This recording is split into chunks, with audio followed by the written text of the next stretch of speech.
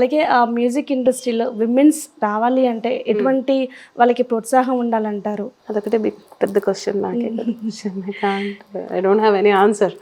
So వాళ్ళు వచ్చి try చేయాల్సిందేనండి. అంటే మామూలుగా మీరు చిన్నప్పటి నుంచి మ్యూజిక్ చూసి ఉన్నా కూడా చిన్నప్పటి నుంచి విన్నాను కాబట్టి ఇప్పుడు కొత్తగా వచ్చి ఎలా ట్రై చేస్తే వస్తుంది అనే దానికి అంటే నేను చెప్పలేకపోతున్నాను, ఆన్సర్ లేదు నాకు. ఓకే, అలాగే మీరు మ్యూజిక్ నేర్చుకోకుండానే ఇన్ని ఎందుకని నేర్చుకోవడానికి రాలేదంటే మీకు చిన్నప్పటి నుంచి అది మొత్తం అలవాటు అయిపోయిందా? ఎందుకని నేర్చుకోవాలంటే తెలియదు, నేర్చుకోలేదు అంతే. నేర్చుకోకుండానే భగవంతుడు అలా కొంత ఇచ్చేసాడు.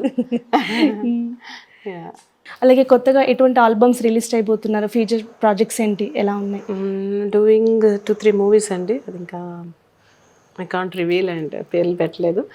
And doing lot of private albums. Shivaratri కూడా ఒక సాంగ్ చేశాను. అండ్ ఎలక్షన్స్ వస్తున్నాయి కాబట్టి పొలిటికల్ సాంగ్స్ కూడా ఎక్కువ ఉన్నాయి. అంటే పొలిటికల్ అంటే మీరు పర్టికులర్గా ఒక దానికి ఫిక్స్ అయ్యారు అని అనొద్దు. సో ఎవరైతే వాళ్ళు, నాకు వాళ్ళు లేదు వీళ్ళు లేదు. So just I do music for that. And ఇదిగో నేను పెట్టుకున్నాను కదా ఈ కంట్రీస్, సో ఇవే సరిపోతాయి ప్రస్తుతానికి. అలాగే మీకు బాగా అంటే మీ ఓన్ పాటలు కాకుండా మీకు ఎవరి పాటలు అంటే బాగా ఇష్టం, ఎవరు ఎక్కువగా మీరు వినాలనుకుంటూ ఉంటారు? అంటే నాకు ఎప్పుడు చెప్పేది ఒకటి ఇళయరాజా గారి పాటలు. ఓకే, ఎప్పటికీ అది ఇంకా ఎవర్ గ్రీన్ అంతే. ఇంకా మనసులో ఎప్పుడు అలాగా ఉండిపోతాయి ఆయన పాటలు అంటే ప్రాణం ఇంకంతే. బట్ రీసెంట్గా అంటే అనిరుద్ధ్. ఓకే, అనిరుద్ధ్ బీజిఎమ్స్ కానీ, బ్యాక్గ్రౌండ్ స్కోర్ కానీ, తన పాటలు కానీ, the way he designs a song కానీ చాలా బాగుంటుంది. అయితే మ్యూజిక్ డైరెక్టర్స్లో చాలా మంది ఒక జానర్కి మాత్రమే ఫిక్స్ అయిపోతారు. చాలా ఎక్కువగా ఫాస్ట్ బీట్లు కానీ, లేదంటే మెలోడీ కానీ, లేదు అంటే స్లో సాంగ్స్ ఎక్కువగా ఇష్టపడుతుంటారు. బట్ మీ దాంట్లో అన్ని కలగలిపి ఉంటాయి. మీకు ఎక్కువగా ఏ జోనర్ అంటే బాగా ఇష్టం? నాకు మాస్ ఇష్టం. మాస్ నేను చేసింది ఎక్కువ మెలోడీ, కానీ మెలోడీ కూడా ఇష్టమే. మాస్ ఎక్కువ లైక్ చేస్తాను. అంటే ఫుట్ ట్యాపింగ్ ఉండాలి. ఏదైనా మాస్ సాంగ్ మా కోసం. పద్మావతి పద్మావతి ముద్దొస్తున్నావే, తెగ తెగ గుర్తొస్తున్నావే. పద్మావతి పద్మావతి ముద్దొస్తున్నావే, తెగ తెగ గుర్తొస్తున్నావే.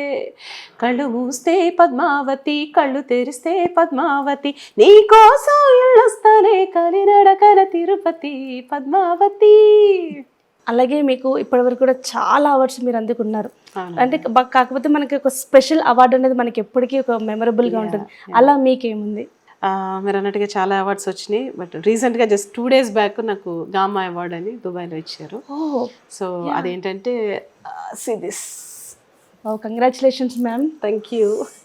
సో అవార్డ్ ఏంటంటే లైక్ పర్టికులర్ మూవీ కాకుండా నేను 25 years కంప్లీట్ చేసుకున్నది. కానీ దిస్ ఇస్ స్పెషల్ అవార్డ్. దుబాయ్లో మీరు తీసుకోవడం అనేది great thing. yes, super.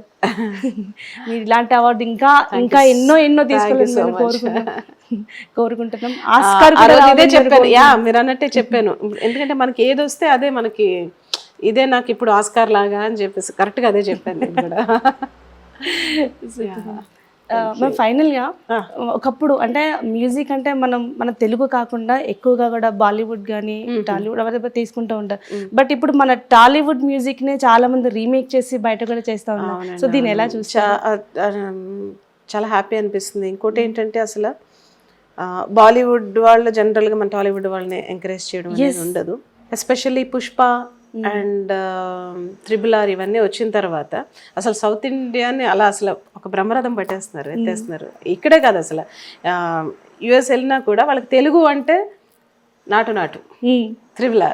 So అంత లెవెల్కి తీసుకెళ్ళిన రాజమౌళి అన్నయ్యకి అండ్ సుకుమార్ గారికి and thank you so much.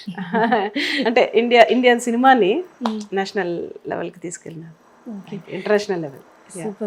ఇంకా మన టాలీవుడ్ ఇంకా ప్రపంచమంతా కూడా వ్యాప్తించాలని మేము కూడా కోరుకుంటున్నాం. అలాగే ఇప్పటి వరకు సినిమా సాంగ్స్ మీ వాయిస్లో మేము విన్నాం. భక్తి పాటలు అంటే మీకు ఏది బాగా ఇష్టం? అన్నమయ్యలో నిగమా ఓకే, పాడాలి.